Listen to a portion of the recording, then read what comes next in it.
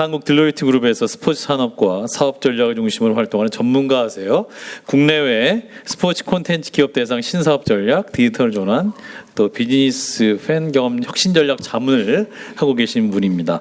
AI 디지털 시대에 스포츠 미디어 산업의 발전을 주제로 강의해 주실 한국 딜로이트 그룹의 김정열 상무를 만나겠습니다. 박수로 환영해 주십시오. 예, 안녕하십니까. 저는 딜로이트 안진회계법인이라는 회사에서 본연에 하는 업무는 주로 딜그룹에서 M&A 자문을 하고 있고 또 경영 컨설팅을 하면서 동시에 이제 공공 부분의 공공기관이라든지 정부 지자체들 자문을 같이 하고 있습니다.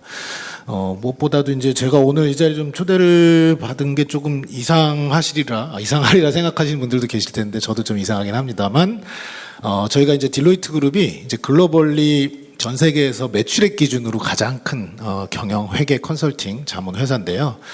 그 중에서도 가장 성장세가 빠르고 가장 좀 매출액에 의미 있는 매출 규모를 남기고 있는 사업 부분이 있습니다. 그게 바로 스포츠 사업 부분이고요.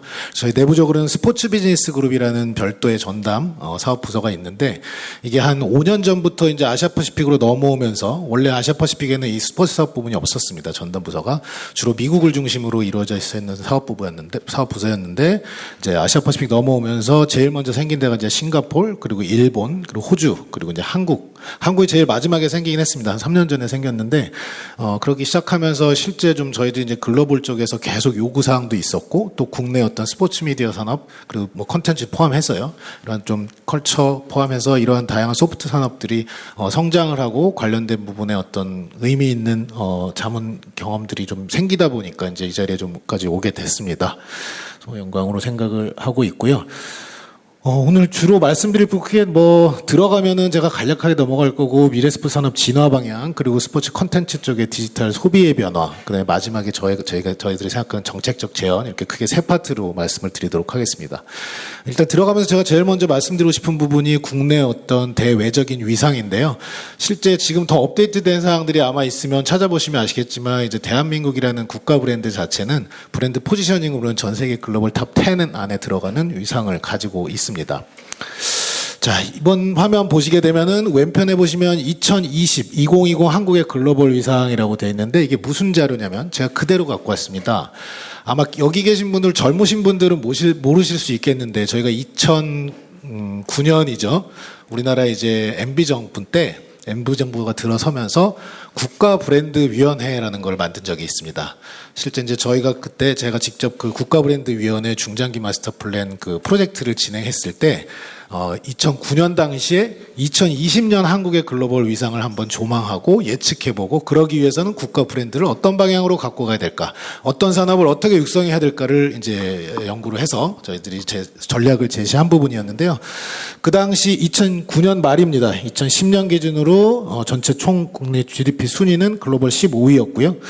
그 당시 바라봤을 때 2020년까지 우리나라는 글로벌 탑 10으로 진입해야 된다라는 목표를 수립했었고, GDP는 16,500달러까지, 그리고 인당 GDP는 33,000달러까지 진입을 하겠다라는 게 저희가 이제 여러 가지 자료들이나 소스 이런 거 예측해가지고 내렸던 2020년의 한국의 글로벌 위상이었습니다. 자, 10년이 지난 다음에 2020년이 됐을 때 이걸 다 달성했을까요? 어땠을까요? 예, 충분히 달성하고도 남았죠. 근데 솔직히 저희가 프로젝트를 하는 저희가 그 당시 2009년에만도 이 예측치를 예측하고 수정도 하고 막 논의도 하고 전문가분들 불러서 자문위원도 하고 여러 가지를 했는데, GDP 수준은 그렇다 치고 인당 GDP 수준을 33,000달러로 20,000달러에서 10년 뒤에 13,000달러를 높여간다는 것 자체가 실제 그 당시 벤치마킹이 되는 국가들이 우리가 다 알고 있는 소위 얘기하는 선진국들이었습니다. 3만 불 이상의 선진국들. 근데 2020년까지 과연 그럼 그들 선진국을 10년 동안 열심히 한다고 해서 13,000불까지 점프시켜서 과연 할 수 있을까가 첫 번째 의문사항이었고, 거기에 대한 당위성 그리고 레셔널들을 확보하기 위한 다양한 작업들을 했습니다. 결론적으로 말씀드리면 당위성을 떠나서 이건 어떻게 보면 그 당시 MB 정부의 의지적 목표치가 담겨있는 수치였습니다. 그래서 일을 하는 저희들도 고개를 갸우뚱하면서 했습니다. 물론 자료들이 있고 경제성장률이 있고 향후 우리 산업 전망이 있고 여러 가지 수치들이 있었지만, 과연 우리가 진짜 10년 뒤에 33,000불까지 갈까? 33,000불이면 그 당시에 일본 수준이었거든요. 2009년만 해도 우리나라가 바라보는 일본은 정말 높은 대상이었습니다. 그랬는데 실제 2020년 시간이 지나고 나중에 이제 돌이켜 생각해 보니 2020년에 확실히 그걸 달성하고도 남는 수준이 됐고요. 뭐 주요 명목 GDP 순으로도 OECD 국가에서 10위 안에 들어갔고 또 특히 요새 한국과 일본 비교 많이 하잖아요.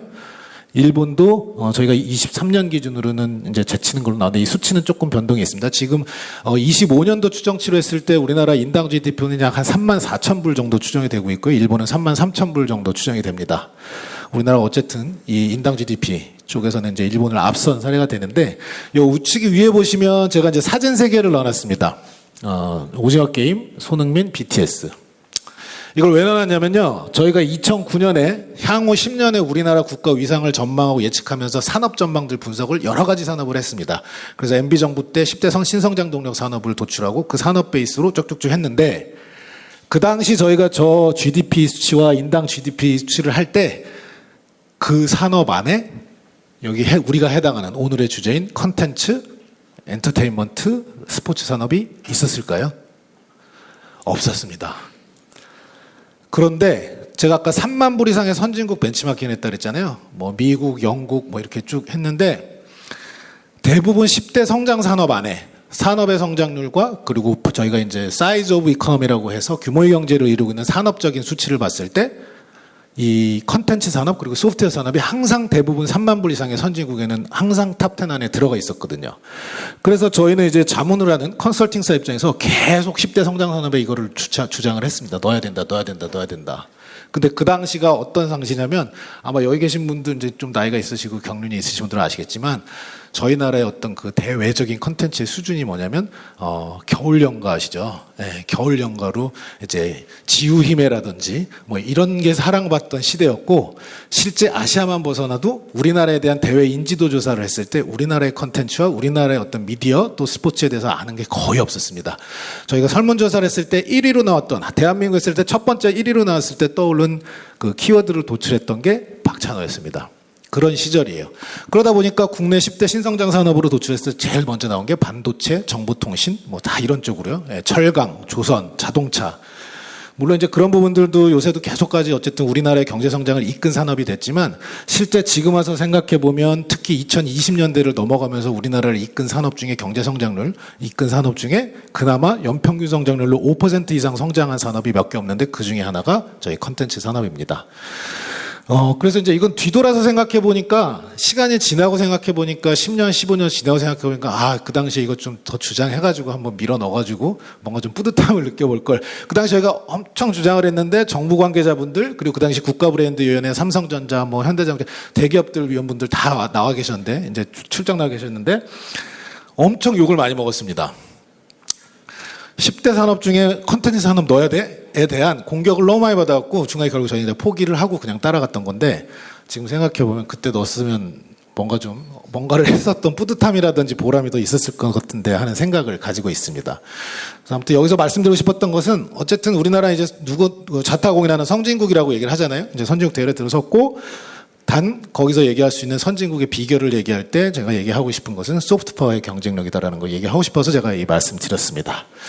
자, 이제 본론으로 넘어가서 이제 스포츠 산업의 디지털 전환 부분을 말씀드릴 건데요. 디지털 기술과 스포츠 산업이 융합되면서 이전에는 없었던 다양한 서비스, 다양한 플랫폼, 다양한 이제 비즈니스 모델들이 발생을 하게 되죠.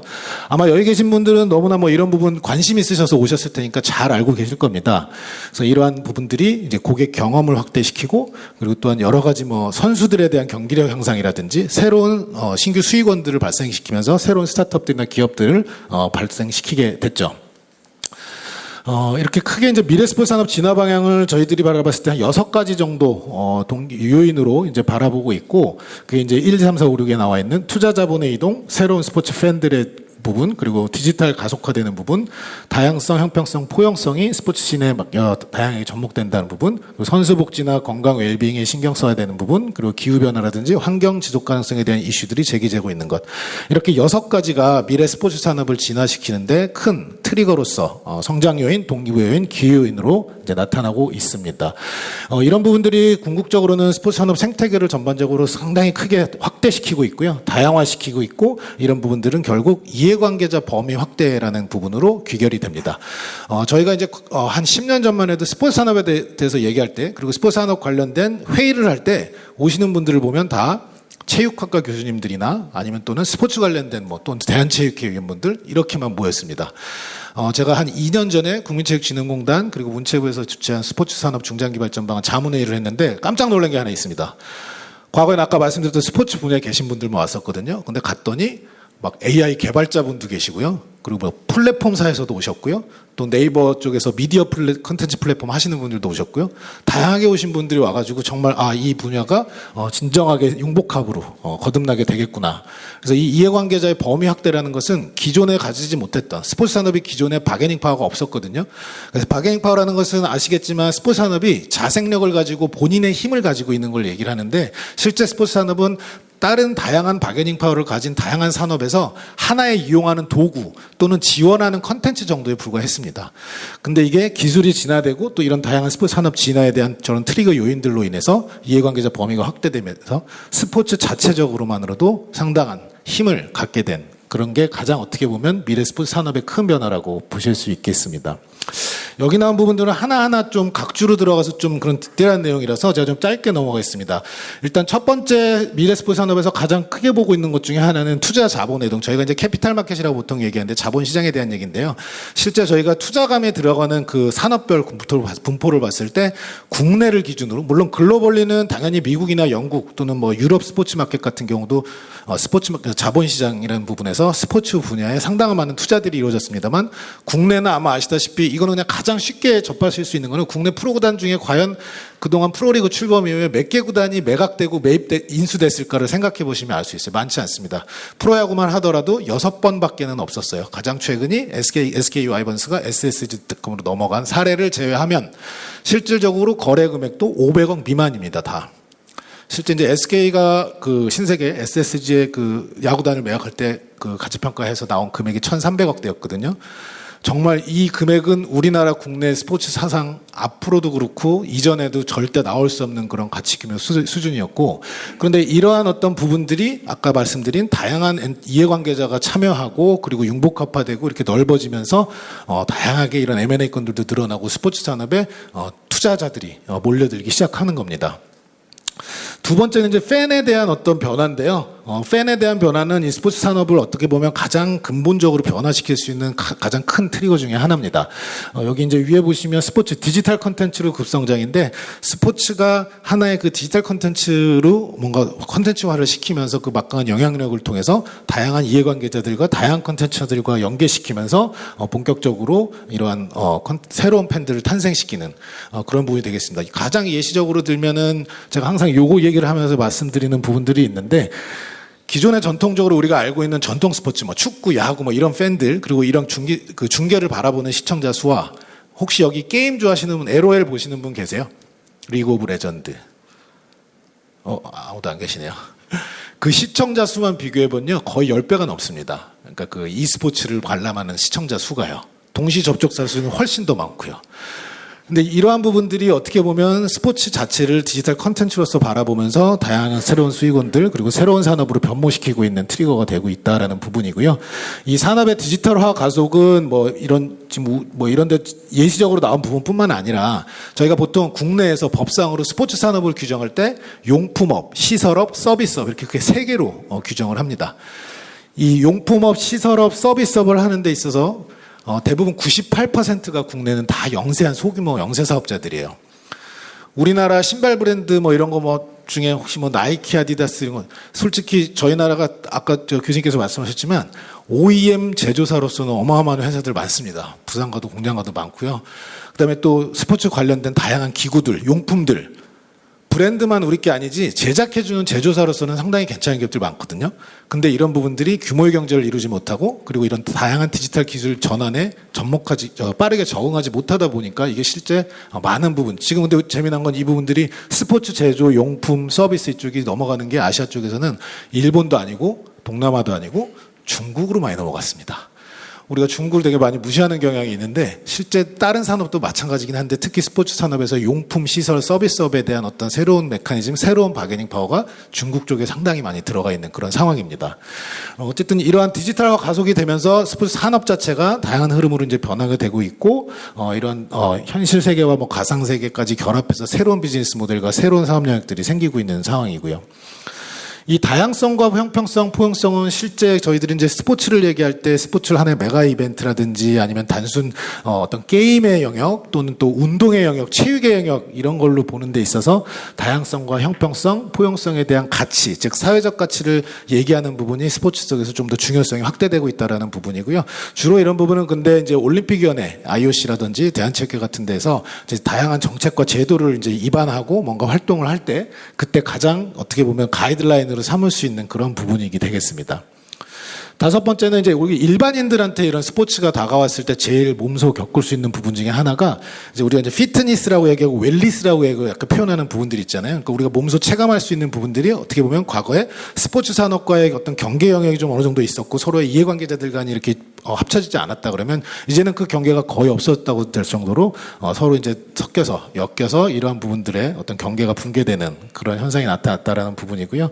마지막으로는 이제 스포츠 산업 씬에서는 당연히 기후 변화에 따른 어떤 지속 가능성과 그리고 환경적 요인들에 대한 부분도 산업적 영향을 상당히 많이 주고 있다라는 부분입니다. 이렇게 크게 6가지 정도 동기 요인을 저희는 이제 미래 스포츠 산업 진화 방향의 동기 요인으로 보고 있고요.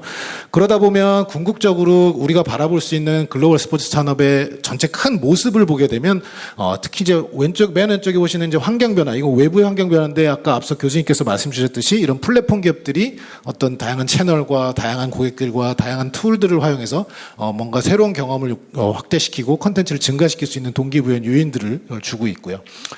또 이러한 부분들 때문에 이제 스포츠 산업 이해관계자들이 요구되는 모습들이 이제 뭐 밑에 이제 제가 써놓긴 했습니다만 소비자 락인 그리고 히스토리컬 데이터 기반의 컨텐츠 커머스 연계한 엔리치드 스포츠 에코시스템. 좀 말을 좀 어려운데요. 쉽게 더 말씀드리면 단순하게 스포츠 산업의 이코시스템, 산업 생태계 하나만을 바라보는 게 아니라 왼쪽에 보시는 이런 환경 변화들로 인해서 스포츠 산업은 앞으로 소비자 중심의 그리고 팬 중심의 그리고 과거 데이터 기반의 콘텐츠와 상업적인 커머스를 융복합화시킨 산업 생태계로 진화할 것이다라는 게 스포츠 산업을 바라보는 요구되는 모습이고요. 다만 이제 우측에 보시면 국내 스포츠 산업 현황이 아직 이러한 어떤 환경 변화에 미온하게 대응하고 있다라는 부분인데 실제 이 부분은 저는 이제 민간 기업 입장에서 제3자 입장에서 보는 것이고 실제 스포츠 시내 산업에 계신 그 이해관계자분들이나 이렇게 만나보면 아니야 우리 그렇지 않아 우리도 다양하게 대응하고 있고 선제적으로 그 능동적으로 대응을 하고 있어 단 국내에서 해먹긴 힘들어가 결론적인 답변입니다. 그 얘기는 제가 좀 이따 뒤에 규모의 경제 하면서 다시 말씀드릴게요. 자, 그렇게 돼 있고 뭐 또 이런 소비자 관점에서 또는 컨텐츠 관점에서 소프트 파워 제가 아까 말씀드렸지만 차별적 경쟁 확보가 중요한 이런 시대적 변화적 환경이 됐고 이런 부분은 아마 여기 계신 분들 그리고 또 누구도 이런 부분에 대해서는 다 많이 알고 계실 거라 생각하고요. 또 스포츠 산업 생태계가 뭐 산업이나 어페럴, 용품, 패션 다양한 부분에서 이제 변화가 되고 있는 와중에서 그 부분은 역시 디지털 트랜스포메이션으로 인해서 다양한 기업들과 새로운 기업들, 산업들이 이제 계속 늘어나고 있다라는 부분이고요. 역시 마찬가지 이제 채널의 확대 부분도 스포츠 산업, 스포츠 미디어 산업에 엄청난 영향을 주고 있습니다. 채널이라는 부분이 뭐 특히 SNS를 통한 어떤 미디어 전략을 구축한다라든지 또 그 부분을 통해서 쌍방향 커뮤니케이션, 실시간 쌍방향 커뮤니케이션을 통한 스포츠 컨텐츠의 활성화, 소비 이런 부분이 엄청나게 좀 변화를 촉진을 시키고 있습니다. 이거를 한 그림으로 좀 표현하자면 이렇게 볼 수 있을 것 같습니다. 스포츠 산업의 다이나믹스 변화라고 얘기하는데 왼쪽에 보시는 이제 제가 시간과 마인드 그리고 지갑이라고 해야 돼, 돈이라고 생각하시면 되겠습니다. 스포츠 산업의 마켓 다이내믹스가 확장하는 데 있어서 가장 중요한 부분이 이렇게 세 개인데, 즉 시간을 잡아야 되고 머릿속에 있고 라이프 스타일을 변화시켜야 돼 잡아야 되고 또 우리가 아까 캐피탈 마켓 제가 투자 시장, 자본시장 말씀드렸지만 돈의 흐름이 돌아야 됩니다. 자금이. 이렇게 세 가지가 있어야 이 스포츠 산업 마켓 다이내믹스가 확장하고 지속적으로 할 수 있다고 보는데 우측에 보시는 가운데 보시면 이제 저희가 스포츠라는 메인 컨텐츠가 있고요. 우리가 스포츠를 하나의 컨텐츠로 보겠습니다. 산업을. 그러면 이 부분이 컨텐츠, 미디어, 음식, 쇼핑, 뭐 교통, 모빌리티, 플랫폼, 호텔, 스포, 관광 이런 것들과 쭉 어우러지고 연계되면서 그럼 여기서 끝나면 과연 이게 파급 효과가 있느냐? 그게 아니라 왼쪽에 보시는 컨텐츠 관점의 시장들과 연계하고 플레이어들과 연계하고 우측에 보시는 커뮤니티 관점의 시장들, 이 안에 이제 플랫폼 운영 기업들이 많이 있을 거고요. 이렇게 서로 연계가 돼서 실제 기존에 우리가 생각하던 전통 스포츠 산업이 융복합, 연계, 확장되면서 왼쪽에 있는 시간과 돈과 마인드, 이렇게 세 가지를 다 잡을 수 있다라는 부분이 스포츠 산업 다이내믹스 확장과 변화의 어떤 큰 모습이라고 요약 정리해 볼 수 있을 것 같습니다. 그리고 이제 미디어 관점에서 보면 실제 우리 스포츠 미디어라고 하는 것은 우리가 뭐 법적으로 또는 산업분류표에서 이렇게 구분되어 있지는 않습니다. 스포츠 산업은 아까 말씀드렸다시피 스포츠 산업 분류 체계가 있고 미디어 산업은 또 미디어 산업 분류 체계가 있는데 실제 미래 스포츠 산업의 변화를 보다 보면 얘기를 안 하고 넘어갈 수 없는 게 바로 미래 스포츠 시청 양상의 변화입니다. 이 부분은 디지털 기술이나 아니면 다양한 채널의 변화도 있을 것이고 그리고 또 콘텐츠 소비 변화에 따른 양상으로 인해서 벌어지는 그런 양상의 변화고요. 그래서 스포츠 콘텐츠 변화의 핵심을 저희가 이제 커넥티비티와 커스터마이제이션 두 가지란 연결성과 개인 맞춤화 현상이라는 이 두 가지 관점에서 쭉 좀 정리를 해보면 결론적으로 스포츠 콘텐츠는 몰입형 스포츠다라고 요약해서 볼 수 있을 것 같습니다. 그래서 거기에 대한 부분인데 이 부분도 좀 짧게 넘어가도록 하겠습니다. 이제 예시로 저희가 스포츠 관람 환경의 변화 그리고 혁신 이런 부분들을 많이 얘기를 합니다. 지금 이제 이게 예시인데. 저희가 이제 경기 시작 전과 경기가 시작돼서 경기 중일 때 그리고 경기 시작 후에 개인이 바라봤을 때 이 스포츠 관람의 어떤 형태나 행태들이 어떻게 변하는지를 보게 되면 지금 아마 여러분들도 그 스포츠 경기를 직관이라고 하죠. 직관하시는 분들은 여기 있는 사례들이 아마 다 적용을 하고 계시고 충분히 다 혜택을 누리고 계신 부분인데 경기 시작 전에 우리가 티켓을 예매하고 그리고 경기에 대한 어떤 정보를 보고 오늘 출전하는 선수에 대한 정보를 보고 관련된 컨텐츠를 보는 부분들을 다 모바일을 통해서 또는 우리가 또 다른 채널을 통해서 충분히 접속을 할 수 있고 실제 티켓을 구입하고 관련된 굿즈를 구입하는 것까지 실제 방문하지 않더라도 다 할 수 있죠. 그래서 경기 시작 전에 그러한 부분들이 쭉 이루어지는 거고요. 경기 중에도 실제 경기 중에 요즘 아마 경기장 가보신 분들 느끼실 수 있겠지만 우리가 핸드폰을 놓고 그 경기를 별도로 중계해주는 또는 경기에 대한 정보를 실시간으로 보여주는 걸 같이 보고 있는 사람들 많이 보실 수 있을 거예요. 실제 이런 부분들이 실시간으로 경기를 하는 중에도 앞에서는 실제 선수들이 경기를 하고 있고 관련된 정보라든지 다른 컨텐츠들, 연관된 컨텐츠들을 나의 어떤 다양한 툴로서 직접적으로 좀 연계시켜서 볼 수 있는 그런 것들이 변화했던 모습이라 볼 수 있고 경기 중에도 언제든지 뭐 배가 고프거나 또 목이 마르거나 하면은 다양하게 또 음료를 시키고 음식을 시켜서 그 자리까지 배달을 시키거나 뭐 하는 부분들 뭐 이런 게 있을 수 있죠. 또 경기 후에는 실시간으로 그 경기에 대한 코멘트, 리뷰, 후기 같은 거 실시간으로 공유해서 올릴 수 있고 같은 팬들끼리 어떤 팬들의 의견들을 또 모아가지고 어떤 SNS를 통해서 확산시키거나 하는 부분들도 경기 직후부터 바로 가능하게 할 수 있는 부분들이 있습니다. 이런 거는 이제 경기의 관람, 시청 관람에 대한 부분. 그래서 스포츠 미디어 산업이 변하는 데 대한 어떤 예시로 좀 보여드린 부분이 있고요. 두 번째로는 이제 우리가 항상 요새 얘기 제일 많이 나오는 게 이제 AI 얘기 나오잖아요. 실제 AI를 제대로 구축하고 뭐 이게 제대로 뭐 활성화되고 서비스화 되기까지 가장 중요한 건 이제 데이터인데요. 그동안 국내 스포츠 업계에서 가장 제대로 안 됐던 게 데이터의 표준화와 그리고 이 데이터의 표준화라는 것들은 선수 개개인에 대한 것도 있지만 경기에 대한 부분 그리고 시설에 대한 부분 다양한 데이터들이 통합적으로 정보되고 공유되고 그리고 관리되지 못했습니다. 이런 부분들 지금 그 문체부에서 여러 가지 이제 뭐 제도라든지 뭐 체계들을 통해서 구축해 나가고 있는 상황으로 알고 있고요. 이게 구축이 되면 실제 어떤 실시간으로 발생되는 다양한 현상들에 대해서 이런 우리가 다양한 분석들을 좀 할 수 있게 됩니다. 그리고 또 이 우측에 보시면 이런 EPTS라는 그 전자성능 추적 시스템을 활용해서 선수들이 지금 맨 우측에 보시면 아마 저거 황의조 선수 같은데 이렇게 축구하다가 골 넣고 이렇게 벗으면 까만 이런 거 나오잖아요. 그게 혹시 그냥 땀복이나 이런 조끼로 생각하시는 분들도 있을 수 있는데 실제 그 안에 들어가는 전자성능 시스템, 추적 시스템이라 해서 경기 중에도 그 선수를 모니터링할 수 있고요. 경기가 끝나도 그 선수가 얼마나 뛰었고 히트맵을 어떻게 분석이 돼 있고 열량은 어떻게 됐고 뭐 지방은 어떻게 소모했고 이런 걸 다 추적을 해서 알 수가 있습니다.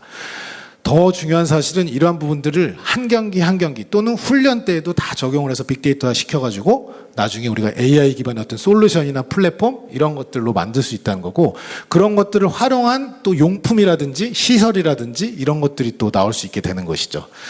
그래서 뭐 여기는 이제 빅데이터나 AI 기반 경기력 향상이라고만 표현했는데 실은 경기력 향상뿐만 아니라 실제 시스템이라든지 관련된 산업 생태계 이런 부분들 상당히 많은 영향을 줍니다. 뭐 야구도 물론 마찬가지고요. 골프도 물론 마찬가지고 이 부분은 이제 AR, VR 기반의 고객 경험을 강화하기 위한 그런 사례들로 볼 수 있고요.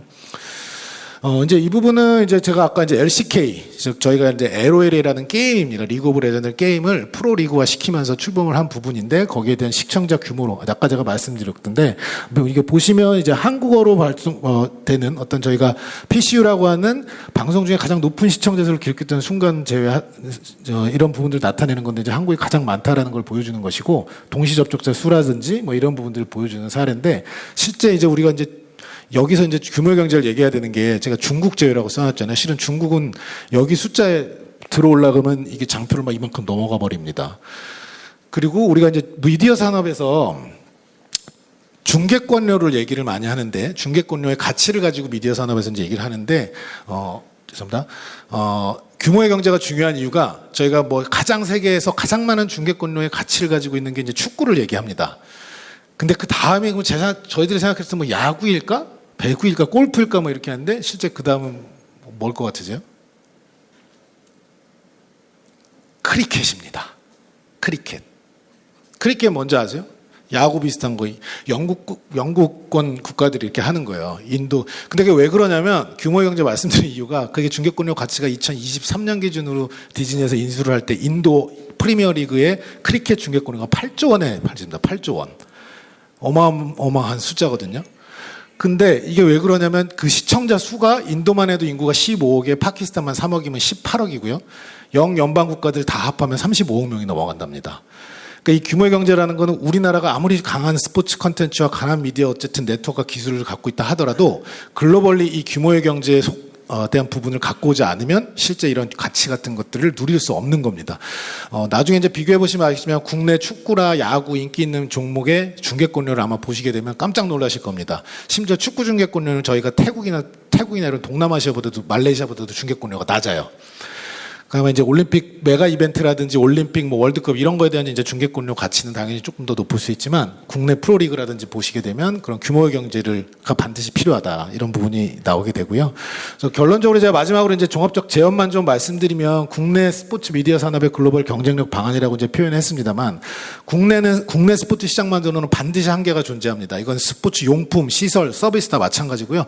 컨텐츠 역시 마찬가지입니다. 근데 이건 뭐 스포츠 미디어뿐만 아니라 아까 말씀하셨지만 컨텐츠 쪽도 당연히 마찬가지고요.